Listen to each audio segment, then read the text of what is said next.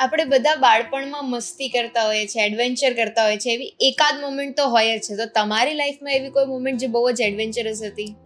Yes, આજે આ જવાબ ખુલ્લો થશે. બપોરનો સમય હતો, હું ખેતરે ગયેલો. આમ તો મને ઘણી વખત એડવેન્ચર શબ્દ તો મને હવે ખબર પડી કે આને થોડું ડિફરન્ટ ટાઈપથી આપણે લીધો એમ, પણ કે કોઈ સાહસ એમ કહી શકાય. તો ત્યારે અમારો કૂવો જે હતો ને, એ કૂવો અમારો હતો 6 બાય 4 ફૂટનો કે એની આજુબાજુનો, એમ એક્ઝેક્ટલી યાદ નથી, પણ એવું નાની સાઈડ ઠેકવાનું તો મને ફાવતું જ.